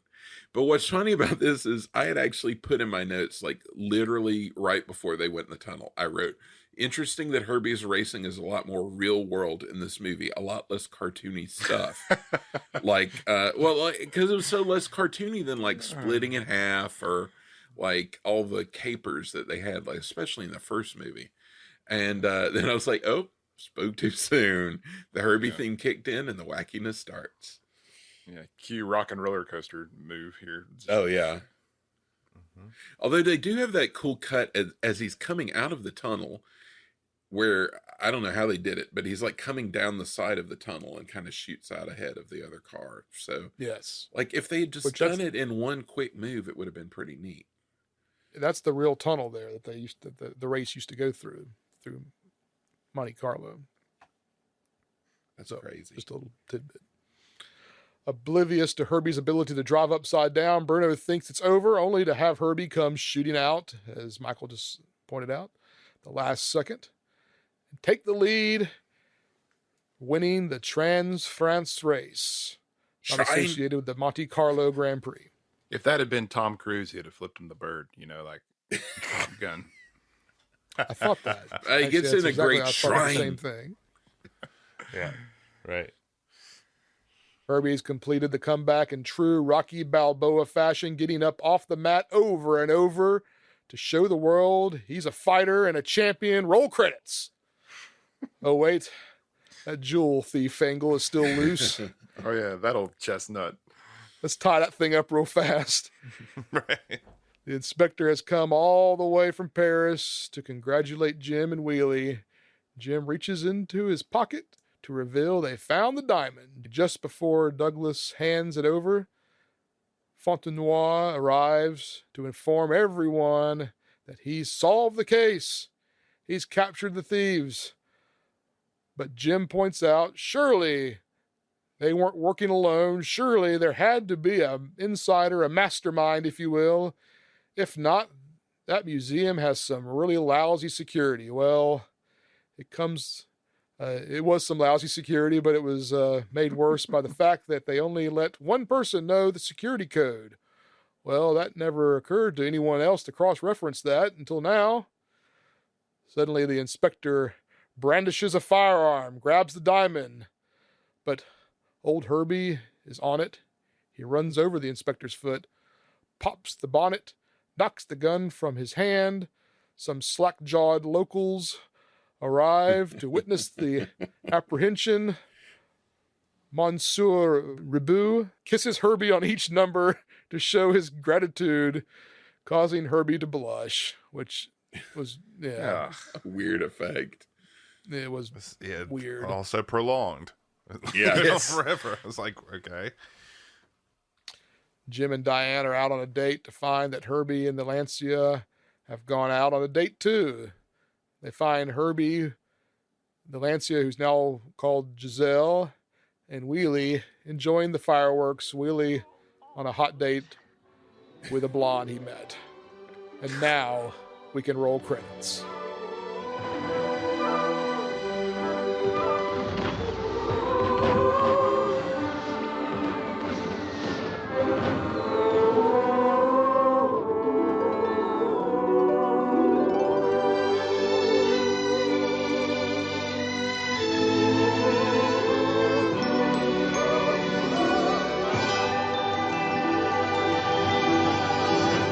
Wheelie's got the he's got the he went full Mr. Furley there at the end with that white beret. Yes, he did. He sure Telling did. you, he might be Furley. I'm telling Yeah, you. I love that. I love that idea. He just skipped out on her entirely. And I think that was the trophy girl maybe from the from the trophy presentation. Immediate creeping from him on that, yeah. Yeah. Looking for We that also third wife. got the because Jim Douglas is present at the trophy ceremony, we got an uncomfortable Asian person joke. With him saying goodbye in all the foreign languages and going to the Japanese photographer and saying sayonara. And the guy's like, yeah, whatever, Douglas. See you later. See you around, Douglas. Yeah. It kind of keys into the love bug with Mr. Wong, was it? Yeah, and then the Pearl Diver and Boatniks too. Oh yeah. Oh boy. All right, well, we've done it. Part 3 of 4. Oh boy, yeah. Made it to Monte Carlo. And from here to eternity. Yeah. To Jupiter and the infinite. Well, it's that time. We're going to rate this sucker on our scale of 1 to 5. What? Robert, can you let us know what our scale is tonight? Our scale is the diamond Étoile du Joie. All right. Étoile du Joie. There's only one, but in our case, there's many. So the infinity Étoile de Joie. That's right. Plot and writing. I'm going to start with Andy Brown. 2. I've seen worse movies, but this was a 2. Moving on. We'll go to Robert. I'm going to have to go with Andy. It's, I mean, there's moments, but they're pretty far between that maybe sort of halfway get entertained. So it's 2. I'll agree with that. I feel like the raw material of an interesting concept of a movie is there, but just like emphasis on the wrong parts and missed opportunities left and right. It's just 2. Michael? Also 2. I totally agree that all the raw materials were there to do something interesting, and they focused on the wrong parts. There was too much going on. Should have kept it focused on Jim, Wheelie, and Herbie and a race, and not shenanigans. So, agreed. I feel like it could have been, you could have had the love story or the jewel thing. Yes. But the love story and the jewel thing and the return to racing. Yes. It's crazy. One of those 3 could have been interesting, but all 3 is too much, and none of them get their credit that they're due. All right, we're going to move on to casting and acting. We'll start with Robert on this. How many étoiles de joie do you give it? It's going to be a 2 again. It's not. There's a few moments, but nobody got utilized properly, I don't think, and a lot of it was just, yeah. And we will go to Michael. This is hard for me because I was super glad to see Dean Jones back. Super happy to see Don Knotts. Love Von Stiegel. Love that guy. So good. The French people less so. It's hard. I initially thought I may even go 4 on the strength of my love of Dean Jones, but I may just say 3. I'm going to go off that. I agree with your notes. I'm going to give it a 2, though. I was just shocked. I feel like, not to his fault, but, Don Knotts wasn't given much, and He just did his thing. I love Don Knotts. I love Dean Jones. But man, the supporting actors are rough. So rough. Yeah, the Fort Noir especially. Man, yes. So I'm going to go with a 2. And we'll go to Andy. Yeah, 2. I agree. What did you guys think of Diane, the actress? I did not. I was not buying. I'm not buying Pretty Diane. forgettable. I thought Yeah, she was absolutely. fine, but she just was like one note, and like she could have been Yes. super interesting if we found out more about, because like in that scene that we were talking about where she's unloading on him, we get a Mhm. hint at like what she's been up against and like the struggle that she's had to have and all this stuff, but she's never given any time until the very end to be like on the lighter side of things, and we never Just were any angry. other, like Yeah. you said, it's just like one note for sure. So if we had had more time with her and gotten to like explore more of her past, that may have been more interesting. But Or like even if she would have like mocked them at one point or something more than like the way she mocked was weird too. yeah, So, I don't know. yeah. All right, we'll go to production value. I'll start this off. I'm going to give this a 4. I'm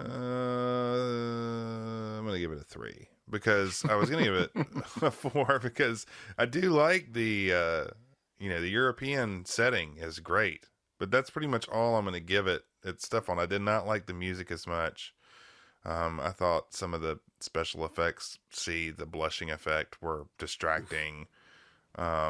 The super duper Herbie stuff, I mean, was impressive production, but was it necessary? I don't know. So I'll go 3. I thought it was a mixed bag. Andy? I want to give it a 2 for production value, but I'm with you. The scenes and shot in Paris, I think that was really cool, and how much they made it look like a race, and I thought that was really well done. There's the car driving. I still always enjoy that, so that pulls it up to a 3 for me. Okay, we'll go to Michael. I'll give it a 4. I'll go with 4 on this because of it's so rare for Disney to do location work and Yes. to like really make. I feel like they really made use of the location as well. Like they got in a good variety of scenery, and it just wasn't like a one-off scene or something. They like really went around, and yeah, it was just cool watching like the racing through like Monte Carlo. That was reminded me of only Iron there Man would've been- 2. If like Whiplash had shown up and like Tony Stark had been there, it would have been interesting. But If only there would have been more of it. if there only had been know? more, but yeah, it gave that like really good like Grand Prix vibe. So Mhm, yeah, I'll give it a mhm. 4. They actually put some effort into it. And we'll go to Robert. I've been on the fence, kind of like Jeff, with a 4 to 3, and I think I'm going to stick with a 3. The location stuff was great. I loved how they like the racing sequences through Paris. The Paris, shots were great, but I can't that alone can't push it to a 4 for me. So I think it's got to be a 3. And finally, entertainment value. I'm going to start with Michael here. This is tough. I'm going to give it a very generous 3. And a lot of that is from nostalgia, but I think that there's a lot of stuff that isn't good, but it's like interesting in a weird way. I feel like I I think it's too long. I think we may have benefited in our youth from having seen an edited version because Yes. a lot was cut out, and I think that helps it. But I don't know. It's a low 3, but I'll give it a 3. All right, and we'll go to Robert. I'm going to almost verbatim go with Michael on that one, and it's probably more for nostalgia because I watched a lot as a kid, and I mean I watched it. Gosh, I watched it 3 times for for this podcast, and it wasn't painful to watch it 3 times. It wasn't great. I didn't sit there and like hate it, but I didn't walk away going, I want to watch that 3 more times after this. So I mean, I'd probably go another 20 years without seeing it again, but I'm going to stick with a 3, a very low 3. But This one's hard for me because it just was so much more rough than I remembered it. Yeah. So I Yeah. had a lot of nostalgia for it, but I also was like, man, this is so bad. It's like all the things they try to do to be funny are just like ridiculous. It's not in the spirit of the way, I feel like Love Bug is kind of ridiculous, and then Herbie Rides Again is like even more ridiculous in a Alonzo P. Hawk way. And this is just like funny French people, or like ridiculous. Yes. It just feels Yeah. like not a Disney movie as much. So I think I'm going to give it a 2, which kind of hurts. But that's my vote. And we'll give Andy the last word on this. I have no nostalgia for this movie, and so it was very easy for me to give it a 2 because I thought this movie was bad. It had potential, like you guys said, but it never lived up to it. There was a few things keeping it from being a 1. Don Knotts, while he was not used enough, I still love Don Knotts. Some of the scenery and the racing shots, all that kind of stuff, but. And the racing villains, I thought they were intriguing. But yeah, this movie was a 2 for me. All right. Well, let's plug this into our computer that wore tennis shoes and see what Herbie Goes to Monte Carlo via Paris got on the overall ranking. Robert, what you got? It gave us 2.5, 2.5 big fat diamonds. Pretty low. What if Diane had been the villain? What if she was that like, it was would like have a been sort better. of like Catwoman / G.I. Joe Baroness situation where he's like kind of into her, but she's like the Von Stiegel, Lady Von Stiegel. Yeah. This puts it in third to last place, by the way. Just a fairly large lead over Boatniks, and then Gus bringing up the rear. So 2 Don Knotts, way down. Our Don Knotts movies are way down. Broken Heart. Well, they're going to have company soon, my friend. Oh, before we go on, we have ranked it. We said what we had to say about it. What did Leonard Maltin say, Michael? Well, Leonard Maltin agrees with us, and he says Disney's Love Bug formula is starting to run out of gas. Mm-hmm. Boom, Leonard. Dropping a microphone. Maltin out. All right. I want to talk a little HCU, the Herbie Cinematic Universe. They're always looking for more content on Disney Plus. This is our chance to do our pitches here. Previous episodes, we had pitched a prequel to the story of Tennessee Steinmetz, pre-Love Bug. That could be pretty good. The second, for Herbie Rides Again, I pitched a tie-in to The Absent-Minded Professor, to have where Professor Brainerd is involved in creating Herbie by dumping a supply of flubber into the VW and getting into it with Alonzo P. Hawk. So I come to you with 2 concepts this week and would love to hear if anyone has any others. My first, and actually you all kind of hit on some of this already, so great minds think alike. My first is a riff on the Brainerd concept. This time I'm wondering instead if it's not flubber that is the cause of Herbie's personality. After that scene in Herbie Rides Again where all the other Volkswagens come to life, not to mention Giselle in this movie, I'm wondering if the sentient car thing goes a little further back. This time, of course, Professor Brainerd's still involved, but he's been called to work at Stanford to work with one Howard Stark to revive a project that was picked up at the end of World War II in Operation Paperclip. A Hydra project to have Volkswagens injected with intelligence to spy on the populations of Germany and eventually the world. Could even have Agent Carter in there. Oh, what do you think, guys? Sold. Well, that's funny because that's very, maybe I took it a step further, but I had it with, them being Trabants. If you're not familiar with the Trabant, it's the East German equivalent to the Volkswagen Beetle that was created by the communists, which was a miserable car with a 2-stroke engine that it did not have a 0 to 60 time because it couldn't get to 60 miles an hour.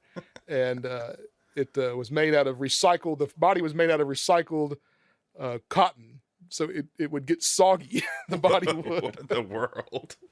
It was made famous by U2 on the Zoo TV tour, where they used the Trabants as a stage prop for the lighting rigs.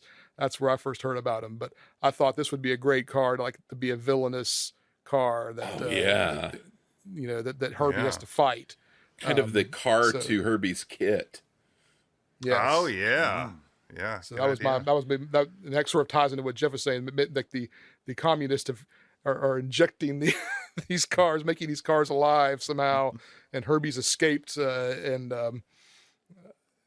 then we have these evil communist Trabants running around. I'm going to go a different direction. I'm thinking a buddy show with Von Stickel and Roubaud. They race and have antics and get into all kinds of crazy things. I think I like that. Fight crime. Like that. Yeah. My second concept is a spin-off series, which I'm really excited about, and we have furthered this by talking tonight. It's called The Applegates, and it's essentially a mini-series focusing on the Wheelie Applegate family tree. The Applegate name goes back to the mid-1800s, where Wheelie's great-grandfather, Theodore Ogilvy, was down on his luck criminal who helped form the Apple Dumpling Gang. The Apple Dumpling Gang. That's right. Theodore's son, in an effort to distance himself from his father's lawlessness, but also play homage, changed his last name to Applegate and moved out to San Francisco to truly strike it rich. So we follow all the adventures of all his heirs, all played by CGI Don Knotts in different situations. You could even include the peers to Wheelie Applegate, cousins such as Barney Fife, Mr. Limpet, Luther Heggs from The Ghost of Mr. Chicken, and now we know Ralph Furley could actually be Wheelie Applegate. So that takes care of that. It's perfect. I would watch that in a heartbeat. I would love to see like a gay 90s Don Knotts Applegate, or like the Depression like Applegate. A bowler hat. Yes, yeah. Straw boater. It's like one of them's a senator or something. Like a derby and a handlebar mustache and like a garter on his sleeve. And he works in like a billiard parlor. Its possibilities are endless. Snooker. I think an idea could be, we've wrestled with the idea of continuity in these movies. And, where was Jim in the second movie? Where did Jim go? Where did he come from? What happened to Carol? What happened to Wilby Whitfield and his lady friend? What if you throw it all out the window and focus on the fact that Herbie's the love bug, and make it like an anthology show like The Love Boat, where every episode is Herbie helping some couple come together, like Love American style. And it's helping people solve their like romantic misadventures. Like the Incredible Hulk, where he goes from town to town. Yes. Herbie wanders the earth like Kung Fu, but like Kung Fu helps them solve their romantic problems. They had that sitcom, the Herbie the Love Bug. Yeah. From the early 80s with Dean Jones singing that theme song. And first episode was Herbie the Matchmaker. So there you go. It's kind of let's bring it back. It's his thing. He's a love bug, man. Disney Plus, call us. You know where to find us. I also like the idea, our theory from the last movie, that the Black Knight was Thorndike, down on his luck Thorndike. So that could be a perfect like spin-off show of like down on his luck Thorndike doing chicken races and trying to plot his comeback. He could also get in league with other vanquished Herbie foes, That's true. Thorndike vision.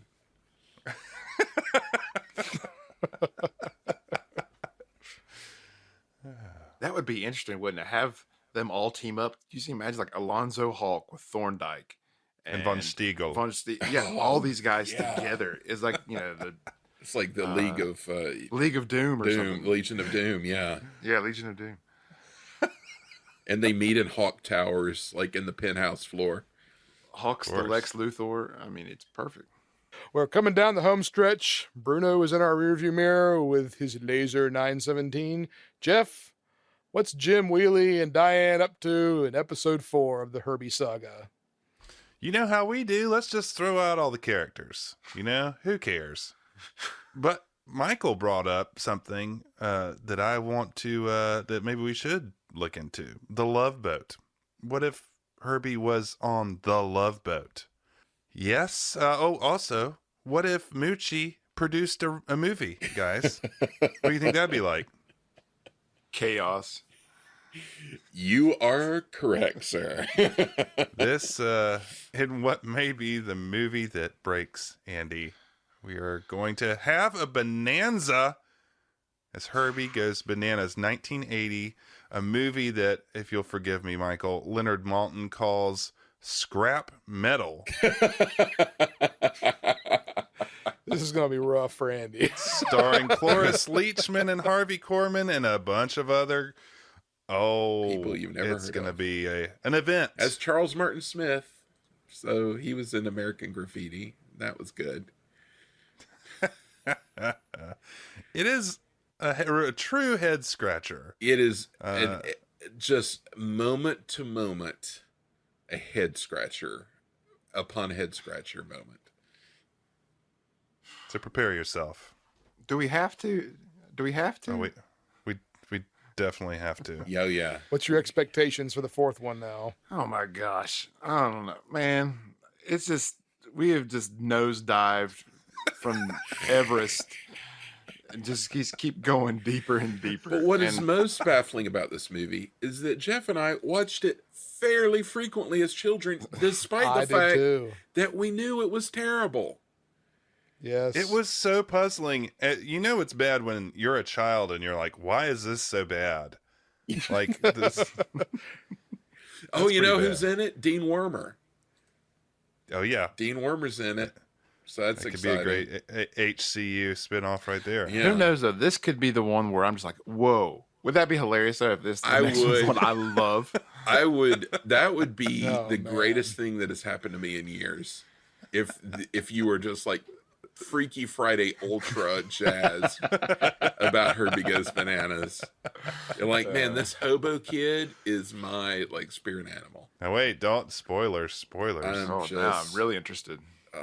I can't wait. I may go watch it tonight I might have to watch it. just to revel in it. Oh boy. Well, loyal listeners, maybe you remember hearing us talking about our graphic designer Todd Naprick over at Bind and Graphics. Maybe you remember that he said that the Monte Carlo installment of Herbie was the strongest of the franchise. Do you agree with him? I'm not sure I do, but what I can agree with is that Todd may not know movies, but he knows a thing or two about graphic design. Furthermore, he can apply that knowledge to your website, brand, presentation, and or project. With his knowledge applied, you're going to look good doing it because that's what Todd does best. Hey, not all of us have the keen eye and sharp tongue needed to be a movie critic, but not all of us can slap together sharp-looking designs like Todd. Look him up at Bind and Graphics, BYDAND graphics.com, because movie critic or not, Todd is still going to make you look good. So from all of us, to all of you, take care and we'll see you next time, south of the border.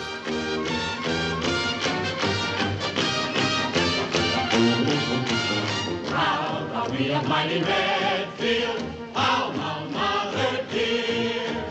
All your sons and daughters hail to thee, Medfield College of Technology. And while we hold your banner high, rock, rock, we shout your praises to the sky, rock, rock. For proud are we of mighty Medfield.